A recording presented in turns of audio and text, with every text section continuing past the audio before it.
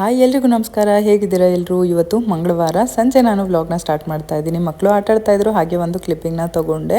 ಇವತ್ತು ಅಡುಗೆ ಕೂಡ ಮಾಡಿಲ್ಲ, ಮನೆಗೆ ಹೋಗಿ ಅಡುಗೆ ಮಾಡಬೇಕು. ಒಂದೊಂದು ದಿನ ಹೀಗೆ ಆಗುತ್ತೆ. ನಾನು ಯೂಶ್ವಲಿ ಬೆಳಗ್ಗೆನೇ ಸಾರು ಮಾಡಿಬಿಡ್ತೀನಿ. ಮಧ್ಯಾಹ್ನ ಮೇಲೆ ಏನು ಕೆಲಸ ಇರೋದಿಲ್ಲ. ಅಂದರೆ ನನಗೆ ಯೂಟ್ಯೂಬ್ ವೀಡಿಯೋ ಮಾಡೋದು ಇಲ್ಲ ಎಡಿಟಿಂಗ್ ಮಾಡೋದು ಈ ರೀತಿ ಒಂದಷ್ಟು ಕೆಲಸಗಳಿರುತ್ತೆ. ಹಾಗಾಗಿ ನಾನು ಏನು ಮಾಡ್ತೀನಿ, ಬೆಳಗ್ಗೆನೇ ಸಾಂಬಾರು ಕೂಡ ಮಾಡಿಟ್ಬಿಡ್ತೀನಿ.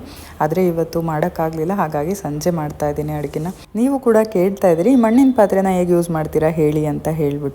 ಅದನ್ನು ನಾನು ನಾಳಿನ ನನ್ನ ಯೂಟ್ಯೂಬ್ ಚಾನಲ್ ವೀಡಿಯೋದಲ್ಲಿ ಪೋಸ್ಟ್ ಮಾಡ್ತೀನಿ. ನಿಮಗೆ ಇಷ್ಟ ಆದರೆ ಹೋಗಿ ನೋಡ್ಬೋದು.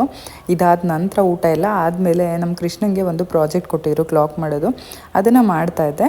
ಇದರಿಂದ ಒಂದು ವಿಷಯ ಏನು ಅರ್ಥ ಆಗುತ್ತೆ ಅಂದರೆ, ನಾವು ಯಾವುದೇ ಒಂದು ಕೆಲಸ ಮಾಡಬೇಕಿದ್ರೂ ಶ್ರಮವಹಿಸಿ ಮಾಡಿದ್ರೆ ಅದು ತುಂಬ ಚೆನ್ನಾಗಿ ಬರುತ್ತೆ. ಹಾಗೆಯೇ ಅದರಿಂದ ಒಂದಷ್ಟು ಕಸ ಕೂಡ ಆಗುತ್ತೆ. ಬಟ್ ಆ ಕಸ ಕಷ್ಟ ಅದೆಲ್ಲದೂ ನಮಗೆ ಆ ಔಟ್ಪುಟ್ ಬಂದಿರುತ್ತಲ್ಲ, ಅದನ್ನು ನೋಡಿಬಿಟ್ಟು ಸಮಾಧಾನ ಆಗುತ್ತೆ. ಏನಂತೀರಾ ಅಲ್ವಾ? ಇದರೊಟ್ಟಿಗೆ ಇವತ್ತಿನ ವೀಡಿಯೋನ ಮುಗಿಸ್ತಾ ಇದ್ದೀನಿ. ಬರಲಾ? ಬಾಯ್.